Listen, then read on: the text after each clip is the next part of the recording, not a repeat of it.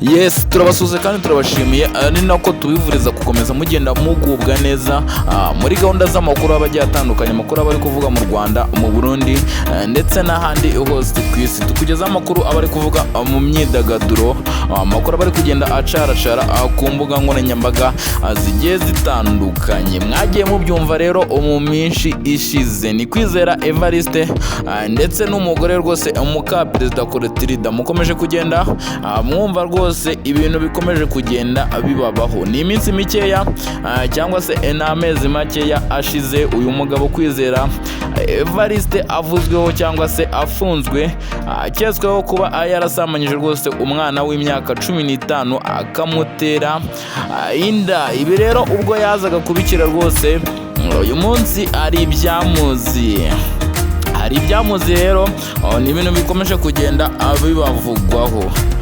Ati rero ubwo ngo bashingaga akabari rwose cyangwa se ubwo uyu mugabo yafungurwaga nibwo yaje kuba yatangiza business y'akabari hariya mu mujyi wa Rwamagana, ni mu murenge wa Musha rwose hariya mu mujyi cyangwa se mu karere ka Rwamagana, niho aba bombi babarizwa cyangwa se niho batuye magingaya.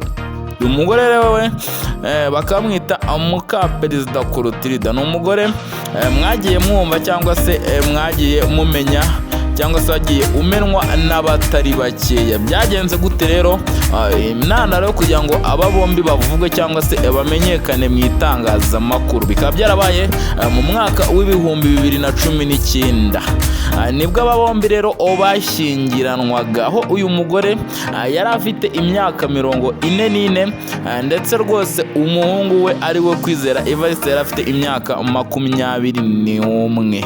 Nk'uko mubyumvira rero yamurushaga imyaka 27. Akaba ari ikintu cyatumye cyangwa se cyakomeje kugenda kivugwa ku mbuga nkoranyambaga zigiye zitandukanye rwose, kivugwa n'abantu bagiye batandukanye.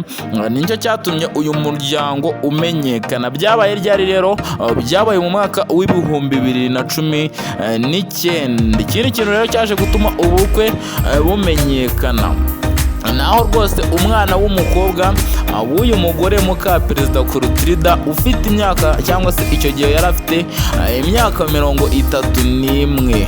Ubwo rero babasezeranyaga uyu mukobwa rwose yanze ko aba bombi basezerana ivangamutungo risesuye. Avuga ko badakwiye kurisezerana kuko ngo ibyo uyu mugore afite cyangwa se ibyo mukaperezida Kwizera afite ngo ni imitungo ya se, ngo bityo rero ntabwo akwiye gusezerana n'undi mugabo ivangamutungo risesuye kuko ngo ni ukwangiza ibya se, ngo bakwiye gushaka ibyabo.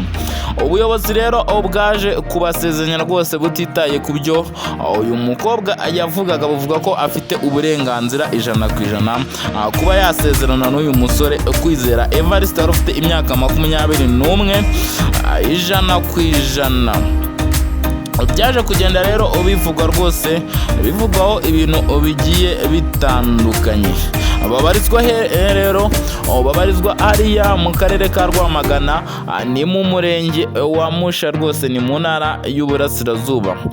Mu minsi ishize rero nk'uko twakomeje kugenda tubibanyuriramo, uyu mugabo Kwizera Evariste yaje kuvugaho ibintu bitari byiza, aho rwose byaje no kumuviramo gufungwa rwose, agafungirwa ara kuri sitasiyo ya Kigabiro rwose hariya mu murenge wa Musha. Nibwo yaje gufunga akekwaho icyaha cyo kuba ngo yarasamanyije umwana w'imyaka 15 ndetse akaza no kumutera inda. Ibyo rero rwose byaje byemezwa n'umuyobozi wa polisi rwose hariya Kigabiro ariwe Mbabazi Modeste. Uyu mugabo niwe waje rwose kwemeza ko uyu mugabo arengana cyangwa se Kwizera Evariste yarenganaga. Yaje kongera rero atabwa muri yombi ubwo havuga ko yaba habonetse ibindi bimenyetso, gusa nabwo yaje gufungurwa. Ubwo yafungurwaga rero nibwo yaje rwose kuba yatangiza business y'akabari. Ni business y'akabari nk'uko mubiyumva ishingiye ku bijyanye no gucuruza inzoga, ni hariya mu mujyi wa Rwamagana. Uyu mugabo rero ubwo rwose yatangizaga iyi business nibwo byakomeje kugenda bivugaho ibintu bigiye bitandukanye bitewe n'iterambere rye cyangwa se no kwiteza imbere kwabo ndetse n'umuryango wabo. Mu minsi ishize rero hari ikintu mwakomeje kugenda mwumva ubwo uyu mugabo Kwizera Evariste yongeraga kuba yatabwa muri yombi. Ni ibintu byatunguranye mu itangazamakuru, ni ikintu rwose twavuga ko cyatunguranye cyane. Ni ibintu byabaye mu masaha rwose abantu batari babyiteze, ndetse rwose nta n'umwe muri bo wari uzi ko uyu mugabo yafungwa. Yakekwagaho iki rero cyangwa se yashinjwagaho iki? Ni umugabo wakekagwaho kuba ngo yarasambanyije umwana w'imyaka rwose 17 y'amavuko, ndetse ngo akaba ari umwana yari yahaye akazi cyangwa se umwana yakoreshaga mu kazi hariya mu kabari ke yari yashinze. Habanje kuvuga rero ko ngo yaba ari umuzamu cyangwa se umusaza warindaga warayangu rwose ku kabari cyangwa se kwa mukaperezida, ngo waba warabashije kuba yahohotera uyu mwana, ngo bityo uyu mugabo rero ngo yaje gusanga uyu muzamu ngo arimo arahohotera uyu mwana cyangwa se ari kumufata ku ngufu, hanyuma rwose ngo niyagira icyo akora ngo nicyo bamushinjaga. Nyuma iperereza ryaje gusanga uyu muzamu arengana. Hari ubuhamya rero bwatanzwe cyangwa se hari ibyavuzwe n'umuturanyi w'uyu muryango, bamwita rero Chantal. Chantal rero akaba ari umuturanyi rwose hariya cyangwa akaba ari inshuti ya hafi ya mukaperezida. Yagiye rero atangaza ibintu bigiye bitandukanye, ubwo ngo yaba yaranasuye rwose cyangwa akaba ari umuntu waje kuba yasura uyu mugabo Kwizera Evariste hafungiye rwose kuri sitasiyo ya polisi i Rwamagana. Uyu mugabo rwose Kwizera Evariste akaba ariho afungiye. Yavuze ko rwose we nyuma yo kumva nawe iyi nkuru imutunguye ngo yaje kugenda yegera mukaperezida amubaza byimbitse ku bijyanye n'ibi bintu. Ngo umugore yavuze ko nawe ukuri kose ngo atakuzi, ariko ngo nta wamenya ngo wenda yabikora.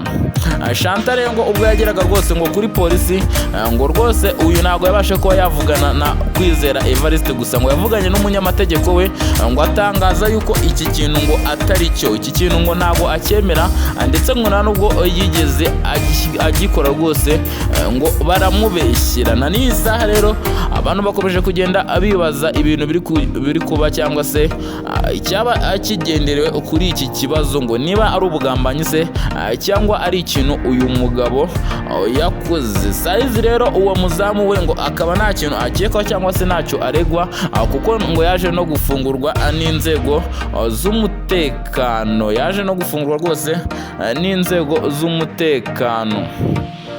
Rero uyu mukobwa yakomeje agenda atangaza ibintu bigiye bitandukanye kuri abo bombi, gusa ngo uyu mugabo we aracyari mu nzego